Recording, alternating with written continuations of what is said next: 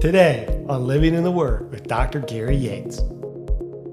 The house of David would be reduced to a tree stump. It's dead, it's done, there's no life there. But in the future, a king, a ruler, will emerge as a sprig, and he will be empowered by the Holy Spirit to be the kind of king that God meant for Israel to have.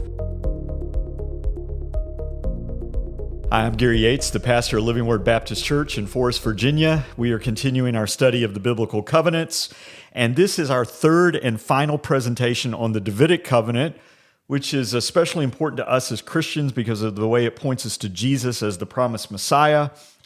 The foundational text, really the key, the seed to all of this and these expectations of a future David is 2 Samuel 7. And that passage and others related to it give us this promise of the Davidic covenant that David's throne and David's kingdom would endure and last forever. Even the Babylonian exile, even the end of the kingdom of Judah and the end of the Davidic kingdom when Jerusalem fell in 586 BC did not mean the end for those covenant promises that the Lord had made to the house of David. The Lord will restore and resume the house of David, and we're looking in this presentation at how the Old Testament prophets and the book of Psalms in a special way highlight the promise of a future Davidic king who will fulfill those promises that God has made to David. So that's the big question here. How do we see a future hope for the house of David in the Old Testament prophets first and then in the Psalms? So the idea here is that the covenant isn't ended because of the judgment that took place when the kingdom fell. There's a promise of a future David in the future. And one of the places that we see that is in the Old Testament prophets. So let's take a few minutes and look at the message of the prophets.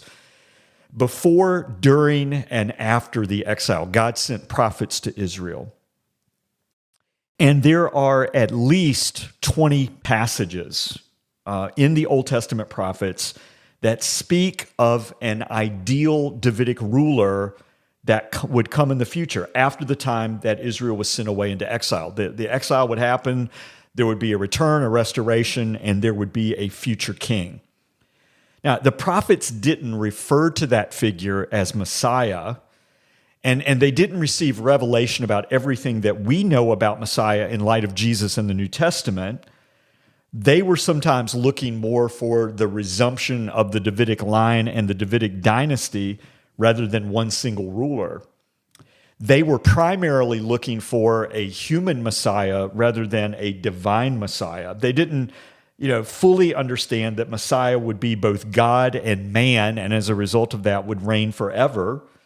There wasn't a clear understanding that the mission of Messiah would involve his suffering and death.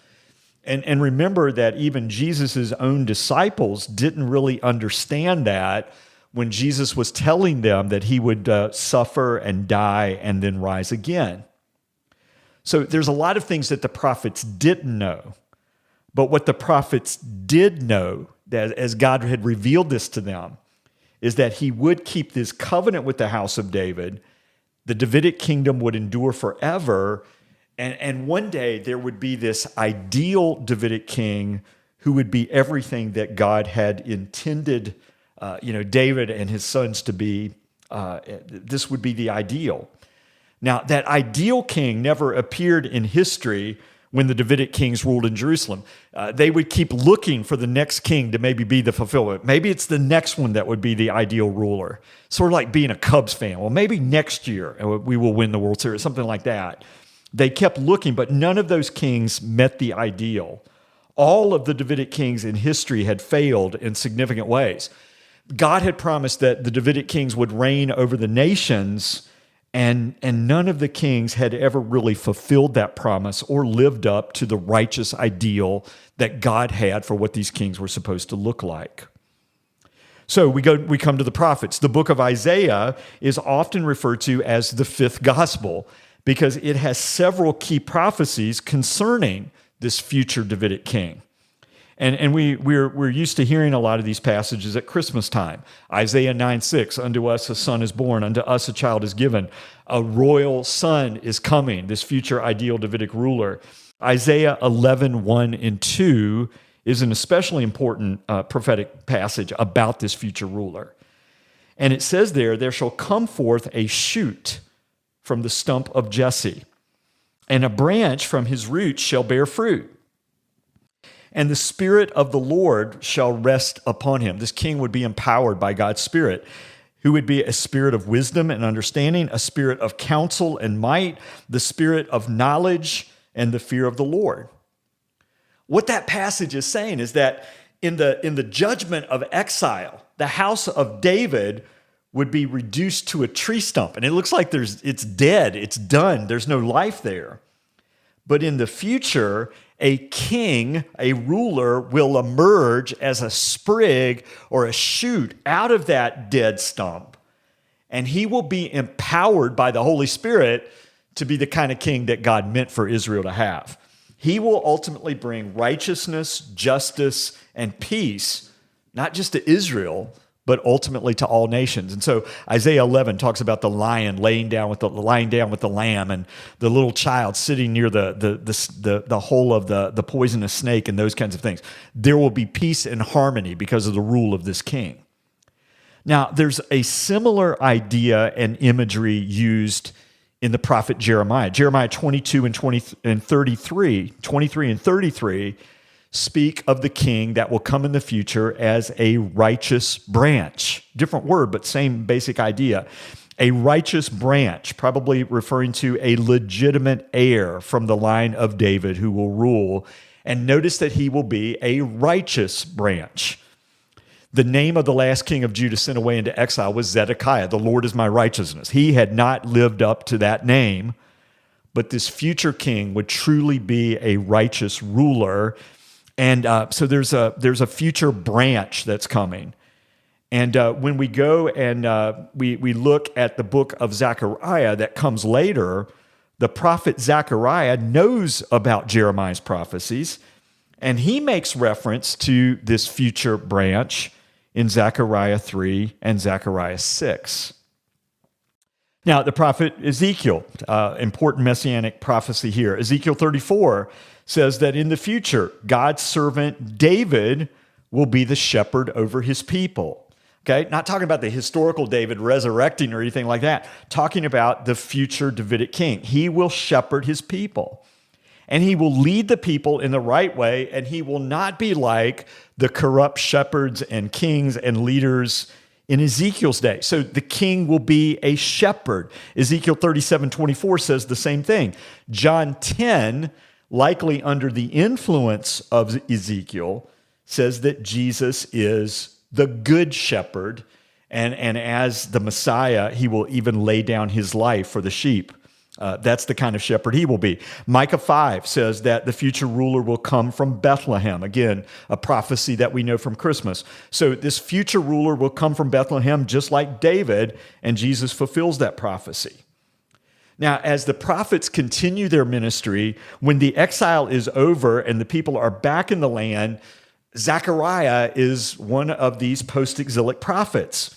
And Zechariah gives us an important messianic prophecy, Zechariah 9, verses 9 and 10. And here's what it says. Rejoice greatly, O daughter of Zion. Shout aloud, O daughter of Jerusalem. Behold, your king is coming to you. Righteous and having salvation is he, humble and mounted on a donkey. I will cut off the chariot from Ephraim and the war horse from Jerusalem, and the battle bow shall be cut off, and he will speak peace to the nations. His rule shall be from sea to sea and from the river to the ends of the earth. So the ideal and the promise will finally be realized, universal kingdom. But the first part of this passage was fulfilled at the first coming of Jesus, when Jesus rides into Jerusalem on Palm Sunday to present himself as the righteous, humble, peaceful king of Israel. The last part of this passage about the universal reign will be fulfilled when he returns at his second coming to rule over his kingdom on earth. So the prophets let us know very clearly that exile, captivity, even the end of the Davidic dynasty does not mean that the Davidic covenant is over. There is still a future king coming that will fulfill those promises that were given to David back in 2 Samuel 7. Now, the second part of this presentation is I want us to look at the Psalms in the same way. And the book of Psalms, just like the prophets, highlights this same promise. There is a continuing, abiding, ongoing hope of a future king who will fulfill the promises that God made to David.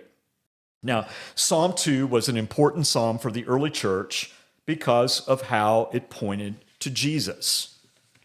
Now, we talked about this in an earlier presentation. Psalm 2 was also for the Davidic kings in history on the day of their coronation. As they came to the throne, this was a psalm and a prayer that would be prayed over them. But that psalm also promised that the Davidic king would reign over the nations. Remember, Psalm 2, 8, and 9. Ask of me, I will make the nations your heritage, the ends of the earth your possession. You will break them with a rod of iron. You will dash them in pieces like a potter's vessel. That was a prayer for these kings in the past, but no Davidic king who ruled in the past actually ruled over the nations in the way that this passage promises. For this promise, for this ideal to ever be fulfilled, there had to be a future Davidic king. And Jesus is the only son of David who will ever rule over the nations. So the Psalms are pointing to the same hope as the prophets. The really interesting thing about this promise in passages like Psalm 2 is that the Psalms as a book, when they were put together as a book in their final form, were not put in their final form until the post-exilic period. This is when the Jews came back to the land. They left these Psalms in the book and even put Psalm 2 in the front as an introduction when there was no king on the throne. There's no Davidic king reigning in the land, and yet they are still talking about a Davidic king ruling under the nations. They're under foreign rule and oppression. These Psalms sound kind of embarrassing. Why not just take them out of the book? Well, they left them there because these Psalms are reflecting that they still believe that there would be a future Davidic king who would reign over the nation. The hope is still there. It hasn't disappeared. We see the same hope when we read a prayer about Solomon over in Psalm 72, verses 8 to 11. It says, may he have dominion from sea to sea and from river to the ends of the earth. May the desert tribes bow down before him and his enemies lick the dust. May the kings of Tarshish of the coastlands render him tribute. May the kings of Sheba and Seba bring gifts to him. May all kings fall down before him. May all nations serve him. It starts out as a prayer for Solomon, who did have a bit of an empire, but it ends up being a promise that can only be fulfilled by Jesus as the Messiah. One of the other Psalms that was important in the New Testament is Psalm 110. This was important for the early church. And in that psalm, the Davidic king is enthroned at the right hand of God. He will be a priest after the order of Melchizedek, and he will crush his enemies and make them into his footstool. So as we look at the fulfillment of that in the New Testament, the book of Hebrews, Jesus is not a king who reigned on earth, but when he ascended into heaven as the risen Lord, he takes his seat at the right hand of the Father, and he's ruling and reigning today. There's a present aspect that these promises of the rule of David over the nations is being fulfilled today. It will be fulfilled in an even greater way when Jesus rules here on earth over his earthly kingdom. So in the New Testament, Psalm 2 is not just a coronation psalm for kings in the past. Like when we read the Gospels in the book of Acts and other places, Psalm 2 is an announcement that a new king has arrived.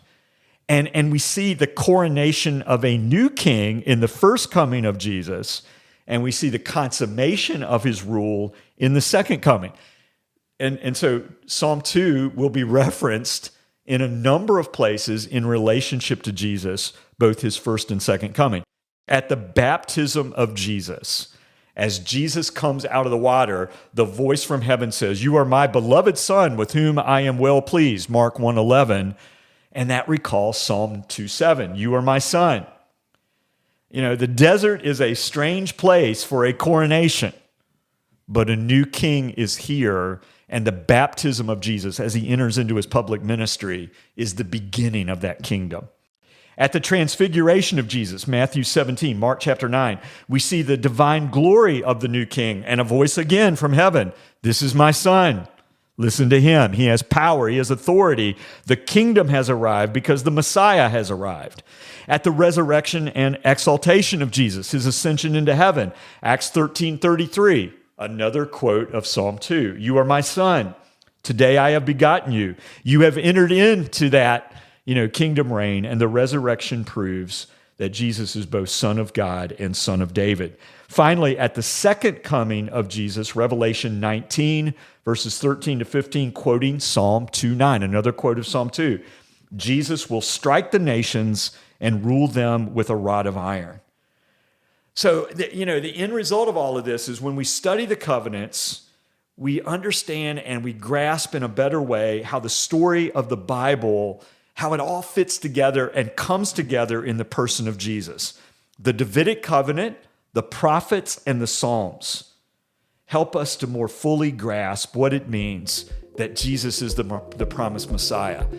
The prophets and the Psalms promise that, and Jesus is the one who fulfills those promises. Thank you for joining us at Living Word Press, and hope to see you again soon.